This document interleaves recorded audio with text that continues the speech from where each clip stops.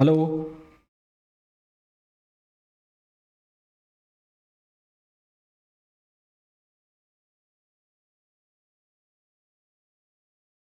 Hello everyone. Hello everyone, जो भी live है प्लीज़ एक बार कंफर्म कर दीजिए मेरी वॉइस क्लियर आ रही है नहीं आ रही है। जो भी लोग लाइव हैं प्लीज़ एक बार कंफर्म कर दीजिए कि एम आई ऑडिबल और नॉट।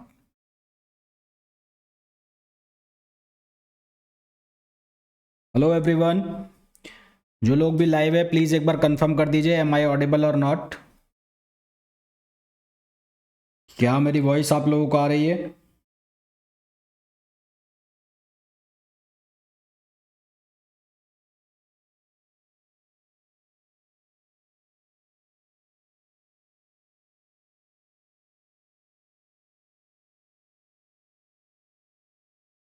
जो लोग भी लाइव हैं प्लीज़ एक बार कंफर्म कर दीजिए कि क्या मेरी वॉइस आप लोगों को आ रही है नहीं आ रही है। आ रही है, ठीक है।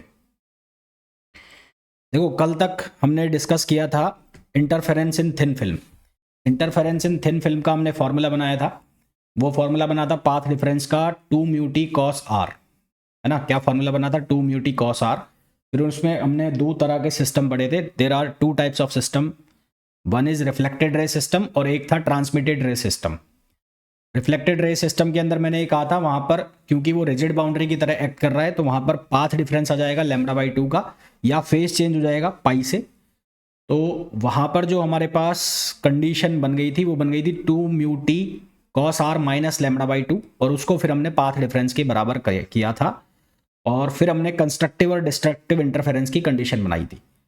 तो जब हम रिफ्लेक्टेड रे सिस्टम की बात करते हैं तो कंस्ट्रक्टिव इंटरफेरेंस की जो कंडीशन बनी थी वो बनी थी कौन सी वाली? जो डिस्ट्रक्टिव की बनती है, यानी कि 2 mu T cos r equals to 2n+1 λ/2। और डिस्ट्रक्टिव इंटरफेरेंस की जो कंडीशन बनी थी रिफ्लेक्टेड रे सिस्टम में वो बनी थी कौन सी? जो कंस्ट्रक्टिव इंटरफेरेंस की होती है। फिर हमने बात की थी किसकी? ट्रांसमिटेड रे सिस्टम की। ट्रांसमिटेड रे सिस्टम जो है उसमें किसी तरह का फेज चेंज नहीं होता, पाथ डिफरेंस नहीं होता, तो वहां पर जो सेम कंडीशन है वही बनेगी। कंस्ट्रक्टिव की सेम और डिस्ट्रक्टिव की सेम कंडीशन बनेगी।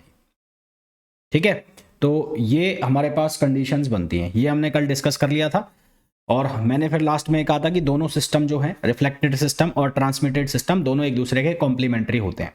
तो कल हमारे पास जो प्लेट्स थी, जो थिन इंटरफेरेंस की हम बात कर रहे थे, उसके अंदर हमारे पास जो प्लेट्स थी वो प्लेट्स एक दूसरे के पैरेलल थी, ऐसे एक दूसरे के पैरेलल थी। और फिर वहां से वो सिस्टम बना था जिससे हमने फॉर्मूला डेवलप किया था।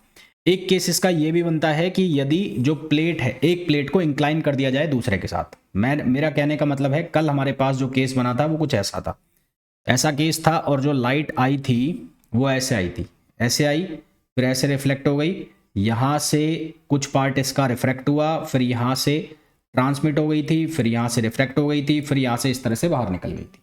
ये केस हमने कल पढ़ लिया था।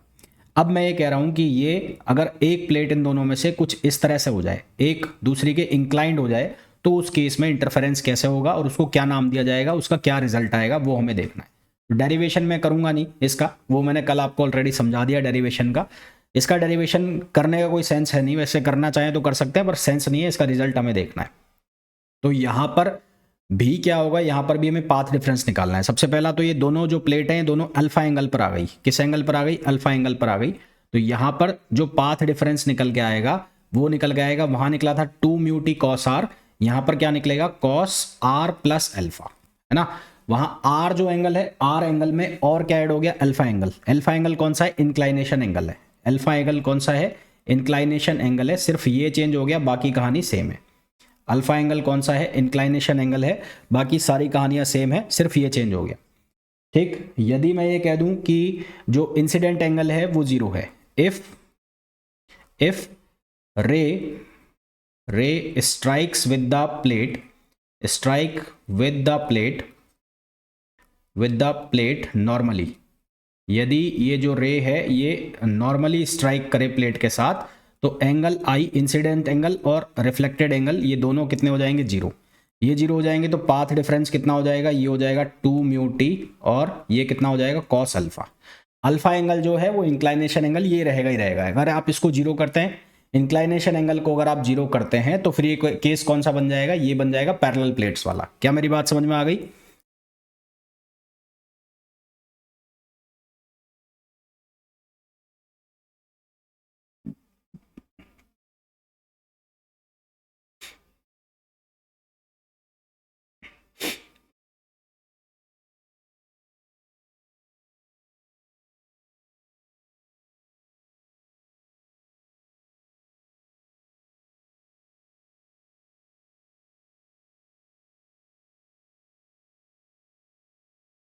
हाँ ना, बोलो भाई। अब यहां पर भी वही दो सिस्टम बनेंगे, एक रिफ्लेक्टेड रे सिस्टम और एक बनेगा ट्रांसमिटेड रे system.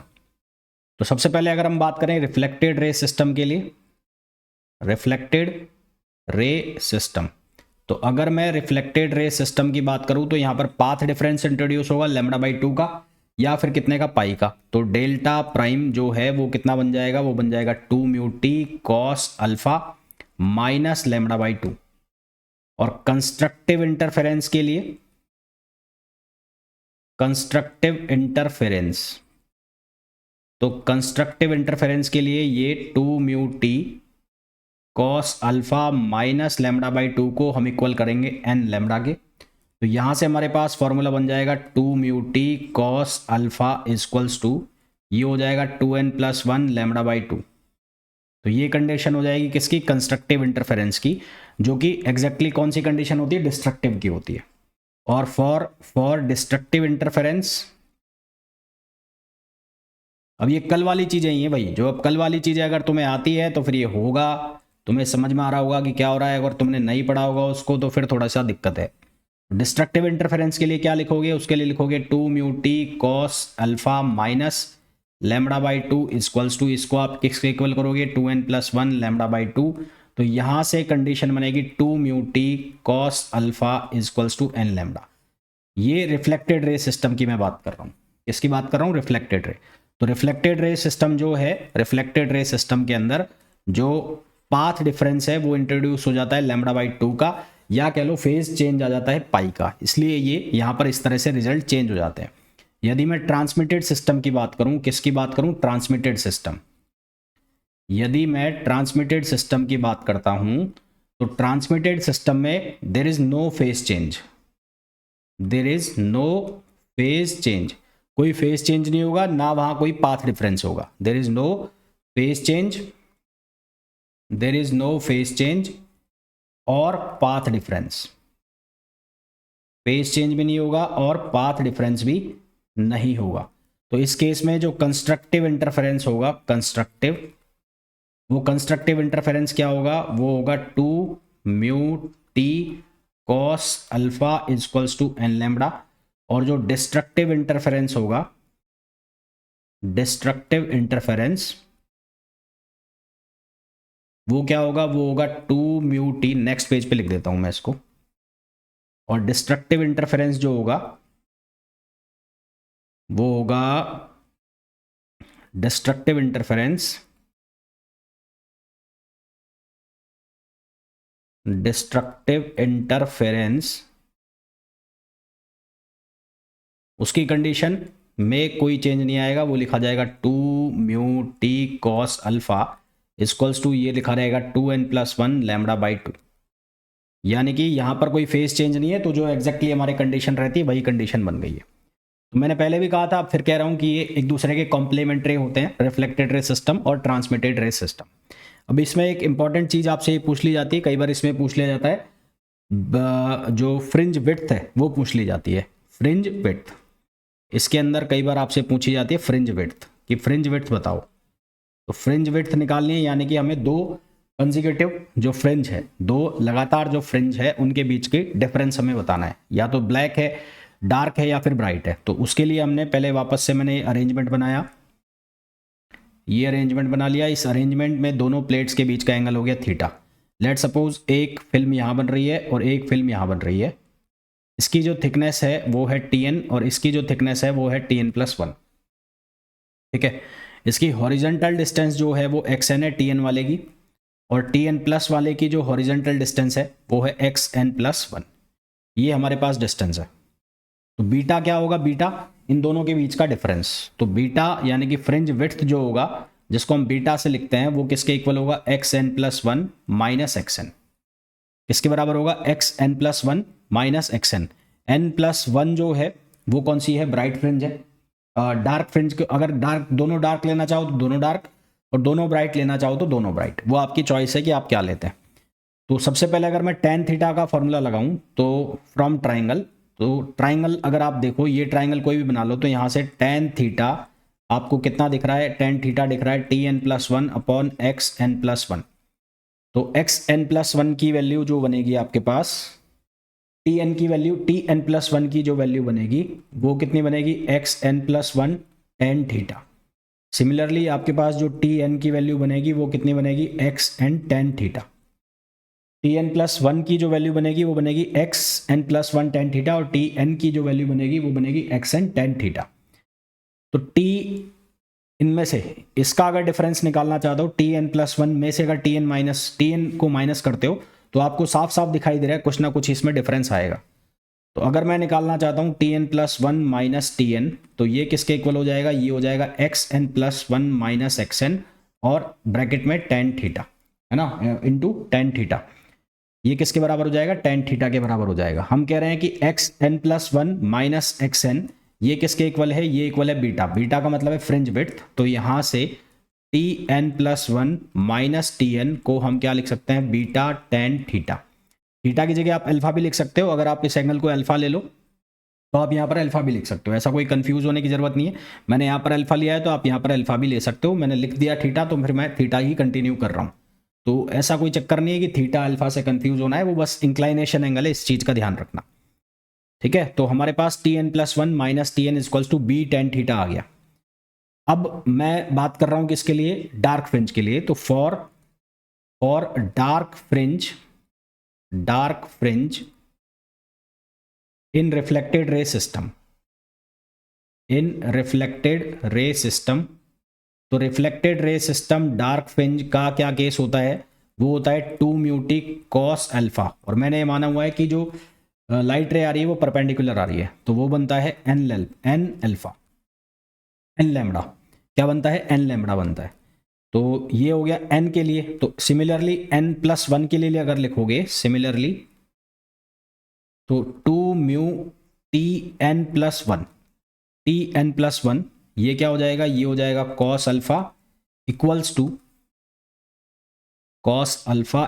To n plus one और लैम्बडा। तो इन दोनों को मैं एक दूसरे में से माइनस कर दूं, इसको मैं लिख दूं इक्वेशन ए और इसको मैं इक्वेशन बी लिख दूं।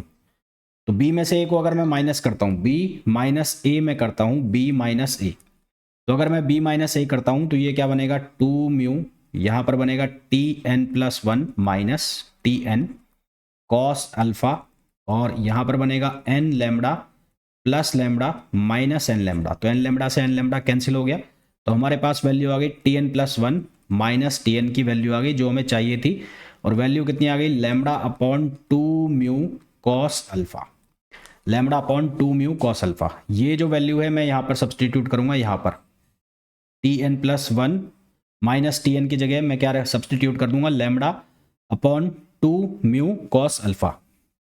थीटा लिख देता हूँ, है ना, मैं थीटा लिख देता हूँ यहाँ पर, क्योंकि मैंने इंक्लाइनेशन एंगल थीटा लिया हुआ है तो मैं इसको थीटा लिख देता हूँ, इसको मैं थीटा लिख देता हूँ। तो यहाँ लिख देता हूँ मैं थीटा, ये भी कर दिया मैंने थीटा, और इस एंगल को भी मैं लिख देता हूँ थीटा, तो यहाँ पर भी बन जाएगा थीटा। तो मैं क्या करूँगा, ये टी एन माइनस, इसकी जगह मैं वैल्यू सब्सटीट्यूट करूँगा, तो वैल्यू क्या लिखी हुई है, lambda upon two mu cos theta. तो lambda upon two mu cos theta, ये किसके इक्वल हो गया, ये हो गया B tan theta. Tan theta को आप क्या लिख सकते हो, sine theta over cos theta, तो ये हो जाएगा टू म्यू, ये कॉस थीटा है, टेन थीटा को आप लिख सकते हो sine theta over cos theta. तो कॉस थीटा से कॉस थीटा कैंसिल, बीटा की वैल्यू आ गई lambda over two mu sine theta. तो ये तो बन गया स्टैंडर्ड फॉर्मूला कि यदि आपको फ्रिंज विड्थ निकालनी है, इसके लिए जो interference from veg shape film हो रहा है, वेज शेप थिन फिल्म से हो रहा है, तो वहां पर इंटरफेरेंस का फ्रिंज विड्थ का फॉर्मूला आ गया। मैं कहूँ यदि इंक्लाइनेशन एंगल स्मॉल है, if theta is small, theta is small, तो जो साइन थीटा है, साइन थीटा, उसको हम किसके इक्वल लिख सकते हैं, थीटा के। तो यहाँ से फिर हमारा फॉर्मूला जो बन जाता है वो बन जाता है beta equals to lambda upon 2 mu theta, beta equals to lambda upon 2 mu theta, ये हमारा फॉर्मूला बन जाता है। ठीक है, तो ये फॉर्मूला आपको याद रखना है, ये ऑब्जेक्टिव क्वेश्चन है, ये डेरिवेशन ठीक है मैंने करा दिया, जो मैंने आपको क्वेश्चंस बताए हैं वो आपको याद रखने हैं।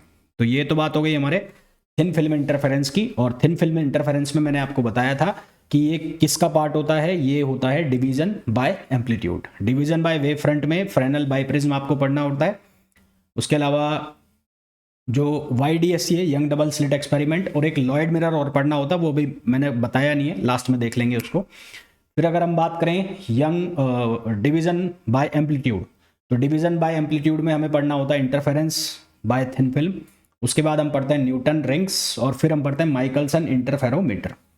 तो अब हम बात करेंगे Newton rings method, Newton's ring method.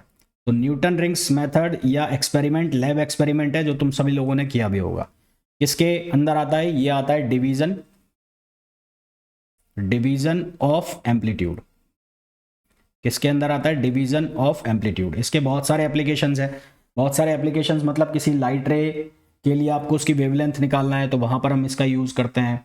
फिर रिफ्रैक्टिव इंडेक्स को मेज़र करने के लिए भी इसका यूज़ करते हैं। तो इसमें बेसिकली है क्या, पहले मैं ये देखूं कि इस एक्सपेरिमेंट में इंस्ट्रूमेंट कौन कौन से यूज़ कर रखे हैं। तो एक ग्लास प्लेट है, ये ग्लास प्लेट आपको दिख रही है, ग्लास प्लेट है, ये ग्लास प्लेट है। इस ग्लास प्लेट के ऊपर एक प्लेनो कॉन्वेक्स लेंस लगाया हुआ है। तो ये लेंस कौन सा है, ये है plano convex lens, plano convex lens, plano convex lens यहाँ पर लगाया हुआ है।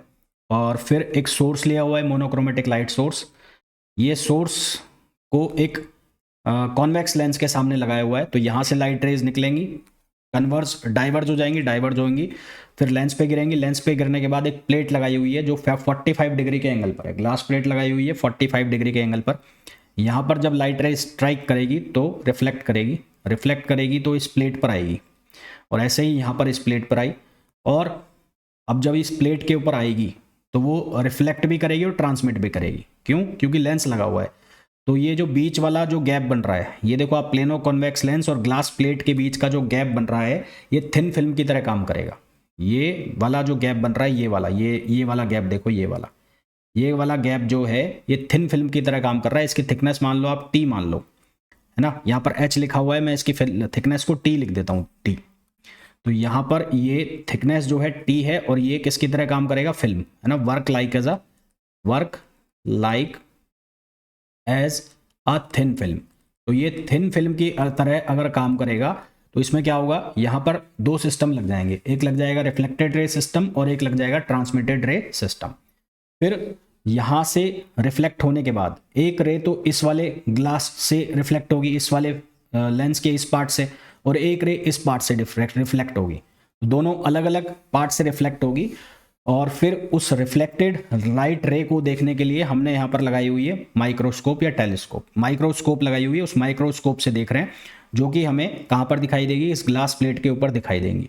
ग्लास प्लेट के ऊपर हमें सर्कुलर रिंग्स दिखाई देंगी, ऑल्टरनेटिवली ब्राइट एंड डार्क, जो कि यहाँ पर एक येलो कलर का डायग्राम जो दिख रहा है उसमें आपको दिखाई दे रही है। तो येलो और डार्क फ्रिंजेस हमें दिखाई देंगी। हमें क्या करना होता है, हमें इन फ्रिंजेस की रेडियस फाइंड आउट करनी होती है। साथ ही साथ ये जो फ्रिंजेस की रेडियस के अलावा यहाँ पर हमें जो कंडीशन है रिफ्लेक्टेड रे सिस्टम की, ट्रांसमिटेड सिस्टम की, वो हमें लगानी होती है। तो होता क्या है, मैंने कहा यहाँ पर रिफ्लेक्टेड रे और ट्रांसमिटेड सिस्टम लगेगा। तो होता क्या है कि जैसे ये वाला लेंस है, ये प्लेनो कॉन्वेक्स लेंस है, तो इस प्लेनो कॉन्वेक्स लेंस के ऊपर लाइट रे आई। तो लाइट रे कहाँ से आ रही है, ये सोर्स है, सोर्स से ये लाइट रे इस तरह से आ रही है। तो ये लाइट रे आ गई, और ये किसके ऊपर रखी है, ये इस लेंस के ऊपर रखी है, इस ग्लास प्लेट के ऊपर रखी है। तो बीच वाला जो पार्ट है वो किसकी तरह काम कर रहा है, इंटरफेरेंस, वो थिन फिल्म की तरह काम कर रहा है। तो यहाँ लाइट रे आई, ये लाइट रे आ गई, मान लो ये लाइट रे आई, ये सोर्स से आ रही, तो मैंने इसको सोर्स से लिख दिया। तो एक बार तो ये यहीं से हिट करके और इसको टकरा कर और वापस यहीं हो जाएगी। तो एक रिफ्लेक्टेड रे तो ये बन जाएगी, जिसको मैं लिख दूंगा R1। और एक फिर ये दूसरा वाला जो पार्ट है लेंस का, यानी कि यहाँ पर, तो ये रेयर मीडियम हो गया, ये डेंसर मीडियम हो गया, तो एक बार ये यहाँ आएगी ऐसे और यहाँ से हिट करके फिर वापस से कहाँ जाएगी, यहाँ जाएगी, ऐसे जाएगी। तो ये इसका कौन सा हो गया, ये दूसरी रिफ्लेक्टेड रे हो गई। और फिर कुछ पार्ट इसका क्या हो जाएगा, ट्रांसमिट हो जाएगा। तो ट्रांसमिट होकर इस तरह से निकलेगी, फिर यहाँ से टकराएगी, फिर वापस से क्या करेगी, रिफ्लेक्ट करेगी। तो इस तरह से थिन फिल्म की तरह काम करेगी। तो ये हमारा कौन सा सिस्टम बन जाएगा, रिफ्लेक्शन का सिस्टम बन जाएगा। और रिफ्लेक्शन में भी कौन सा बनेगा, थिन फिल्म में कौन सा वाला, वेज शेप फिल्म वाला। ठीक है, तो ये बीच वाला पार्ट कैसा हो गया, वेज शेप फिल्म की तरह हो गया। वेज शेप फिल्म के लिए हमने पाथ डिफरेंस निकाल लिया था, जो मैंने अभी आपको बताया भी था। कितना आ गया था, 2 mu T cos r plus theta. R क्या था, आर था इंसिडेंट या रिफ्लेक्शन एंगल, और थीटा तो जो था वो था इंक्लाइनेशन एंगल। ठीक, तो since gap between plano convex lens and glass plate is acts like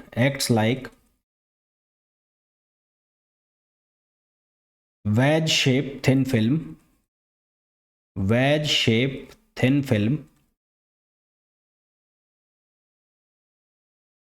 hence path difference। तो जो पाथ डिफरेंस बनेगा उसको मैंने लिखा डेल से, और वो किसके बराबर हो जाएगा, 2 mu T cos theta plus r, इसके बराबर हो जाएगा। जहाँ थीटा जो होगा एंगल थीटा, वो क्या होगा, इंक्लाइनेशन एंगल,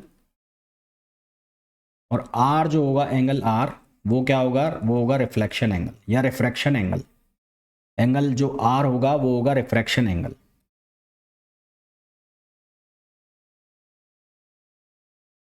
ठीक है, ये हो गया, ये कहानी यहां पर हो गई।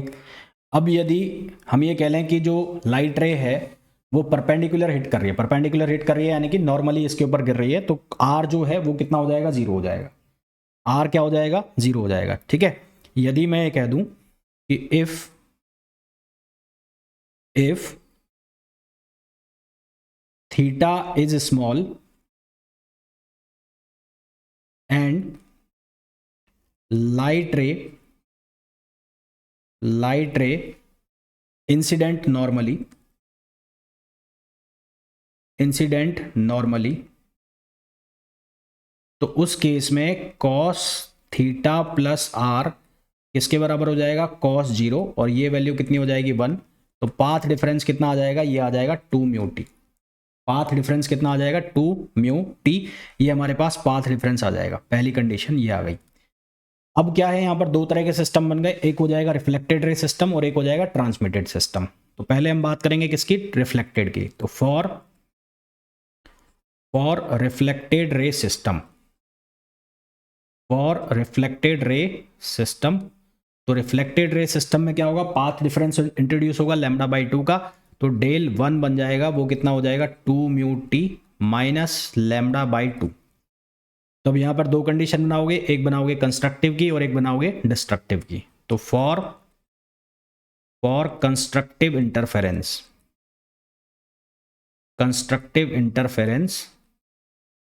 तो कंस्ट्रक्टिव इंटरफेरेंस में क्या लिखोगे, यहां लिखोगे 2 म्यू टी, इसमें लिखोगे 2 mu T minus λ/2 equals to n lambda, और यहां से 2 म्यू टी इक्वल्स टू हो जाएगा 2n+1 और λ/2, 2n+1 λ/2। ये हमारे पास कंडीशन बन गई यहां से।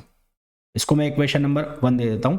और ये कंडीशन किसकी बन गई है, ये बन गई है डार्क फ्रिंज की। तो यहां पर इस कंडीशन में हमें जो फ्रिंज दिखाई देगी वो कौन सी दिखाई देगी, डार्क फ्रिंज दिखाई देगी।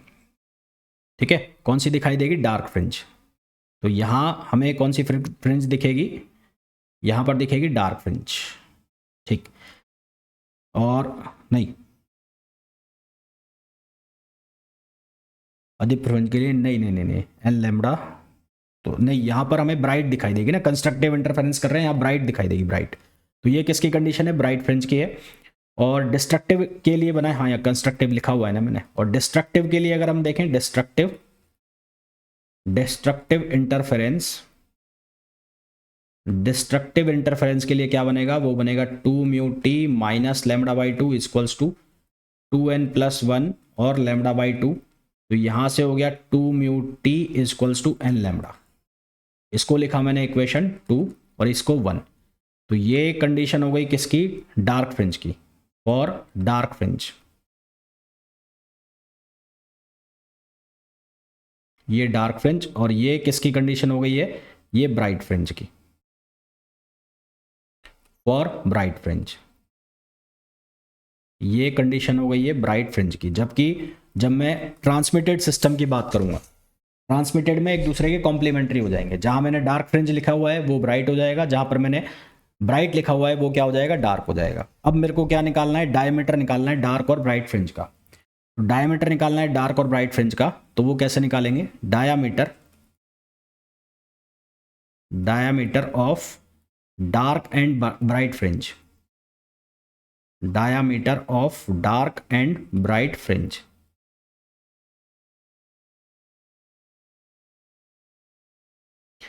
तो डायमीटर निकालने के लिए मैंने क्या किया, मैंने एक वो प्लेट बना ली सबसे पहले, और ये कॉन्वेक्स लेंस बना लिया। ये कॉन्वेक्स लेंस हो गया। इस कॉन्वेक्स लेंस को मैं पूरा बना दूंगा सर्किल। अब देखना यहाँ से, ये कॉन्वेक्स लेंस हो गया, ये प्लेट हो गई जिसके ऊपर ये कॉन्वेक्स प्लेनो कॉन्वेक्स लेंस रखा हुआ है। अब मैं क्या करूंगा, इसको पूरा सर्किल में कन्वर्ट कर दूंगा। तो इसका मैंने पूरा सर्किल बना दिया।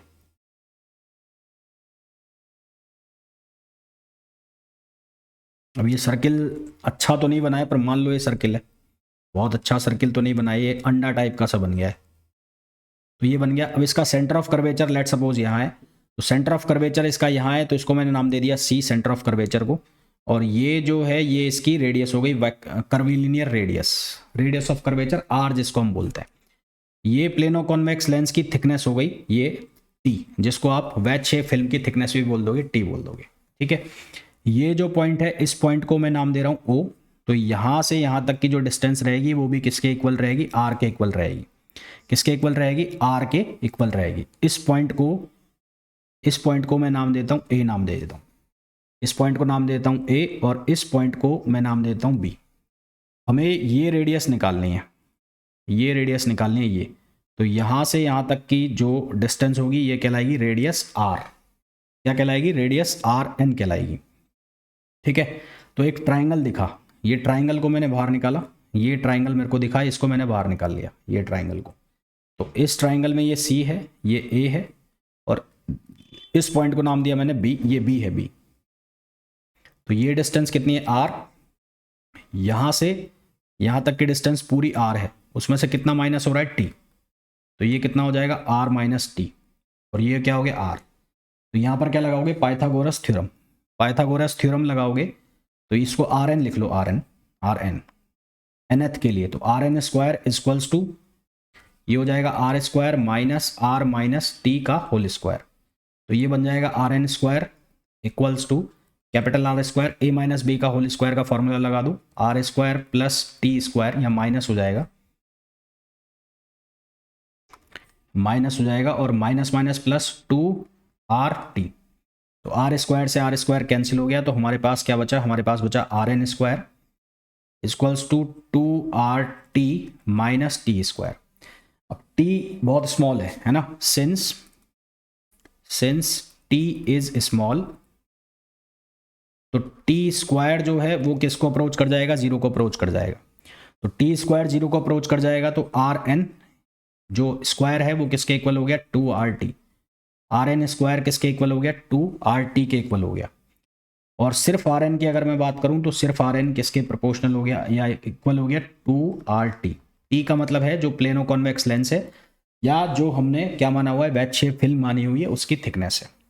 तो यहां से हमें क्या निकल गई, रेडियस निकल गई डार्क और ब्राइट फ्रिंज की। अगर मैं डायमीटर निकालना चाहता हूं तो फॉर डायमीटर के लिए क्या करना पड़ेगा, इसको ट्वाइस करना पड़ेगा आपको। तो फॉर डायमीटर इसको ट्वाइस कर दो, तो डी एन इक्वल्स टू हो जाएगा 2RN। तो ये हो जाएगा 2 और अंडर रूट 2RT, ये 2 अंदर जाएगा तो 4 बनेगा। तो डी एन की वैल्यू कितनी हो जाएगी, अंडर रूट 8RT। तो ये हो गया डायमीटर, क्या हो गया, डायमीटर हो गया। अब हमारे पास दो तरह की रिंग्स है, एक है ब्राइट फ्रिंज और एक है डार्क फ्रिंज, ठीक है, एक है डार्क फ्रिंज और एक है ब्राइट फ्रिंज। तो सबसे पहले अगर मैं किसकी बात करूं, डार्क फ्रिंज की बात करूं, तो फॉर डार्क फ्रिंज मैं रिफ्लेक्टेड रे सिस्टम की बात कर रहा हूं। फॉर डार्क फ्रिंज किसकी बात कर रहा हूं, रिफ्लेक्टेड रे सिस्टम की बात कर रहा हूं। तो डार्क फ्रिंज के लिए हमारे पास क्या कंडीशन आई थी, ये आई थी 2 mu t equals to n lambda. तो यहां मैंने लिखा 2 mu t equals to n lambda, और यहां लिखा हुआ है d n equals to 8 RT।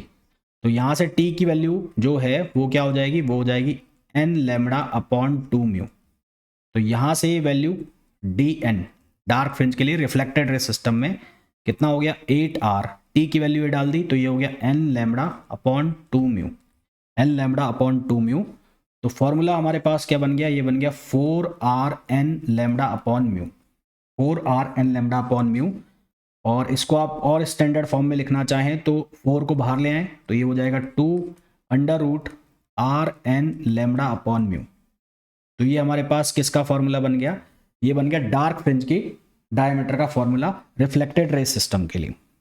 Reflected ray system के लिए डार्क फ्रिंज के किसका फॉर्मूला, डार्क फ्रिंज के डायमीटर का फॉर्मूला। यदि मैं कहूं कि जो मीडियम है वो एयर है तो एयर के लिए म्यू की वैल्यू हो जाएगी 1, तो फॉर्मूला चेंज हो जाएगा। For air mu equals to हो जाएगा 1, तो फॉर्मूला हो जाएगा 2, और ये क्या हो जाएगा यहाँ पर RN लेमडा या n लेमडा R, ये फॉर्मूला हो जाएगा डार्क फ्रिंज के लिए। इसी तरह से अगर मैं ब्राइट फ्रिंज के लिए लिखूं, फॉर ब्राइट फ्रिंज तो ब्राइट फ्रिंज के लिए अगर आप फॉर्मूला लिखते हैं तो सबसे पहले तो वो 2 म्यू टी वाला फॉर्मूला लिखो। तो 2 म्यू टी का जो फॉर्मूला है ब्राइट फ्रिंज के केस में वो कितना आया था 2n+1 lambda by 2, 2n+1 lambda by 2। तो यहाँ से t की वैल्यू कितनी हो जाएगी, ये हो जाएगी 2n+1 लैम्डा अपॉन ये हो जाएगा 4 म्यू। तो हमारे पास जो डायमीटर का फॉर्मूला आया है डायमीटर का वो कितना है under root 8RT, under root 8RT। तो t की वैल्यू डाल दो तो dn, ये फॉर्मूला हो जाएगा 8R, और t की वैल्यू डालोगे तो 2n+1 लैम्डा अपॉन 4 म्यू। तो ये 2 टाइम्स कैंसिल हो गया, तो dn की वैल्यू कितनी हो गई अंडर रूट, ये हो गया 2 और 2n+1 lambda R upon mu, है ना। तो ये किसके लिए हो गया, ये हो गया ब्राइट फ्रिंज के लिए। ऑब्जेक्टिव क्वेश्चन, ये किसके लिए हो गया, ये हो गया ब्राइट फ्रिंज के लिए, और किस में, रिफ्लेक्टेड रे सिस्टम में। और अगर ट्रांसमिटेड रे सिस्टम की बात करोगे तो उसमें जस्ट कन्वर्स कर जाएंगे, यानी कि जो मैंने डार्क फ्रिंज का फॉर्मूला लिखा है रिफ्लेक्टेड में वो ट्रांसमिटेड में ब्राइट का हो जाएगा, और जो मैंने रिफ्लेक्टेड में ब्राइट फ्रिंज का फॉर्मूला लिखा है वो ट्रांसमिटेड में किसका फॉर्मूला हो जाएगा, डार्क का फॉर्मूला हो जाएगा। अब यदि हमें फ्रिंज विड्थ निकालनी हो, है ना, क्या निकालना हो, फ्रिंज विड्थ निकालनी हो, तो फ्रिंज विड्थ क्या होता है, 2 लगातार डार्क फ्रिंज या 2 लगातार ब्राइट फ्रिंज के बीच की जो डिफरेंस है उसको हम फ्रिंज विड्थ कहते हैं। तो यदि मेरे को फ्रिंज विड्थ निकालना हो, फ्रिंज विड्थ, तो फ्रिंज विड्थ को हम किससे लिखते हैं, बीटा से लिखते हैं। तो ये बीटा किसके इक्वल हो जाएगा, बीटा इक्वल हो जाएगा RN+1 माइनस RN, या DRN+1 भी कर सकते हो, है ना। तो 2 लगातार, तो R को डायमीटर में चेंज करोगे तो क्या हो जाएगा D/2, तो ये हो जाएगा 1/2, ये हो जाएगा DN+1 माइनस DN। मैं डार्क का केस ले लेता हूं क्योंकि वो हमें आसान पड़ेगा। तो डार्क का केस लोगे तो क्या हो जाएगा, बीटा इक्वल्स टू,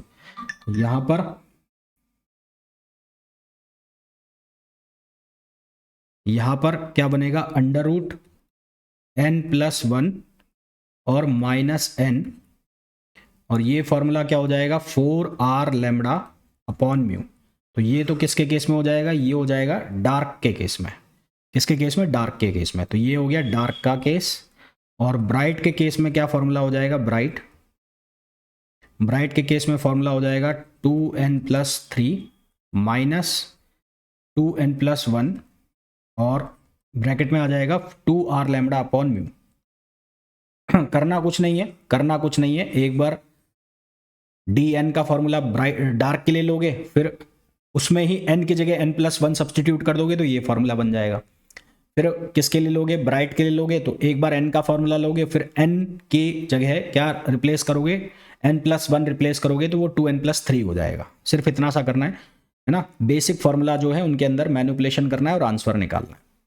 तो ये तो मैंने किसके लिए कर दिया, ये कर दिया रिफ्लेक्टेड रे सिस्टम के लिए। ट्रांसमिटेड में मैंने आपको कहा जस्ट कन्वर्स है उसके, है ना, दोनों एक दूसरे के क्या है, कॉम्प्लीमेंट है, कॉम्प्लीमेंट कर रहे हैं। तो ट्रांसमिटेड सिस्टम फॉर ट्रांसमिटेड रे सिस्टम, अब मैं डायरेक्ट फॉर्मूला लिख रहा हूं, ट्रांसमिटेड रे सिस्टम।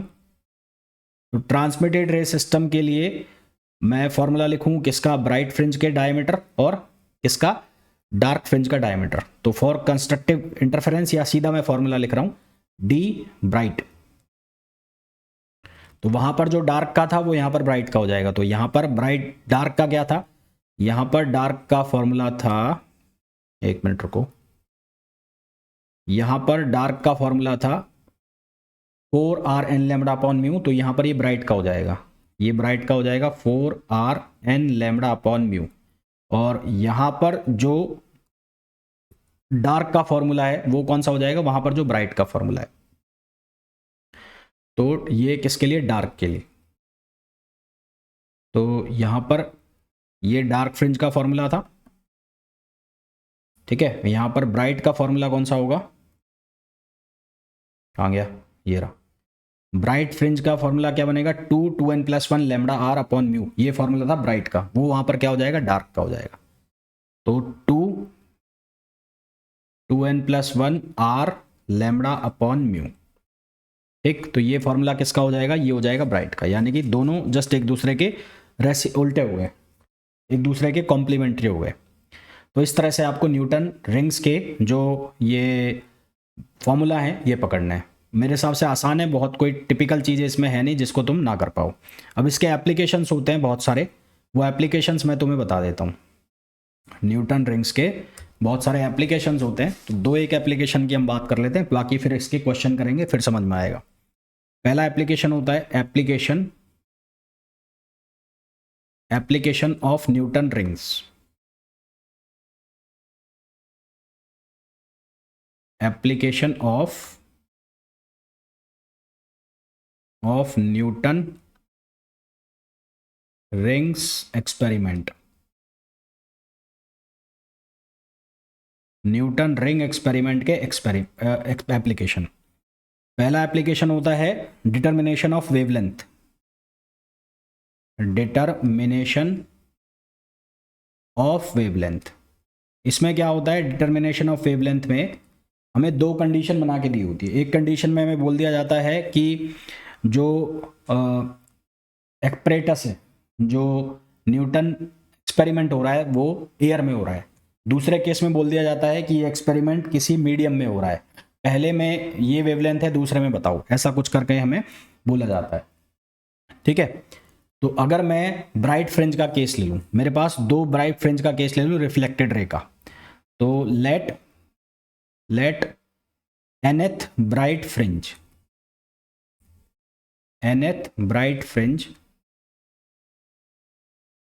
इन रिफ्लेक्टेड सिस्टम। तो इसका जो डायमीटर है वो कितना हो जाएगा, वो हो जाएगा √2 2n+1 और ये कितना हो जाएगा r लैम्डा अपॉन म्यू। और इसको अगर मैं स्क्वायर में लिख दूं यानी कि dn स्क्वायर, तो ये क्या हो जाएगा, ये हो जाएगा 2n+1 और ये हो जाएगा लैम्डा r अपॉन म्यू। फिर मैं इसी में ले लूं कि pth ब्राइट फ्रिंज है ना, n+p। तो अब मैं ब्राइट फ्रिंज ले लेता हूं n+p। तो सिमिलरली करके मैं लिख दूंगा similarly for n+p bright fringe.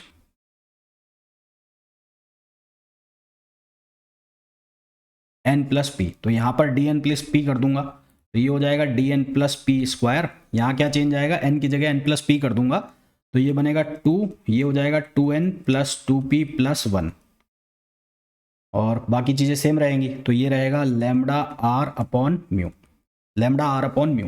अब मैं इसमें से इसको माइनस कर दूंगा, तो इसको मैं लिख रहा हूँ 1 और इसको लिख रहा हूँ मैं 2।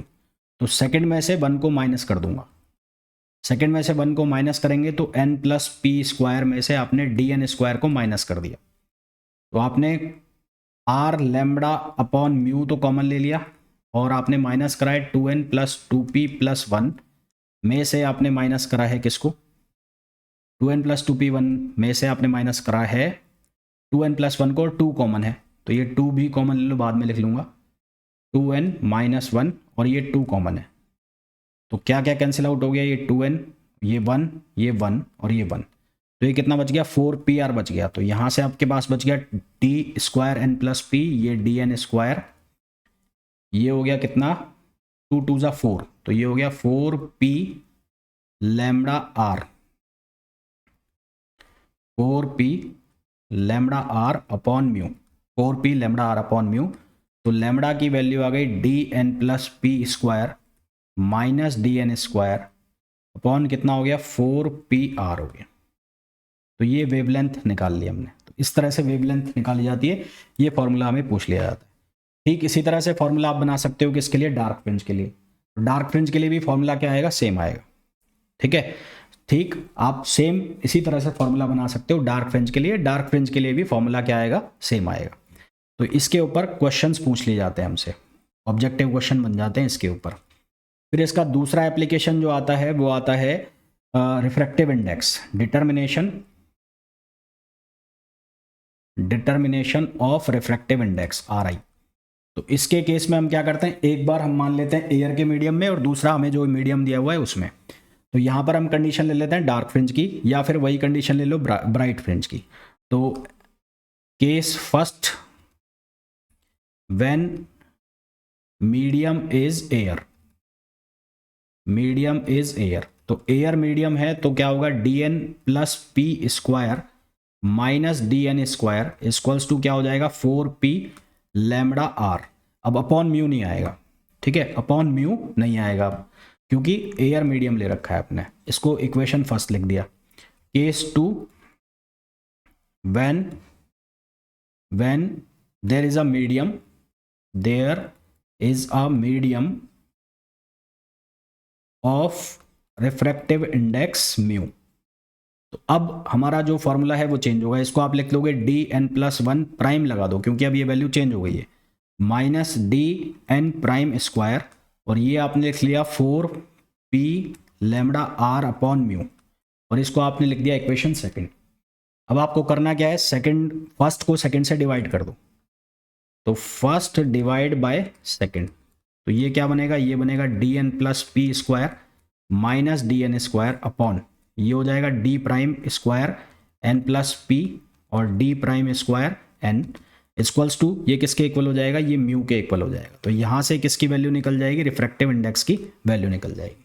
इस तरह से आपको क्वेश्चन करने होते हैं, तो बहुत सिंपल सा होता है, कोई बहुत भारी काम है नहीं। तो कल का जो लेक्चर होगा उसमें हम पहले करेंगे क्वेश्चंस और उसके बाद हम लोग करेंगे माइकलसन इंटरफेरोमीटर। तो इस लेक्चर में इतना ही, मिलेंगे नेक्स्ट वीडियो में। Till then thank you, bye bye.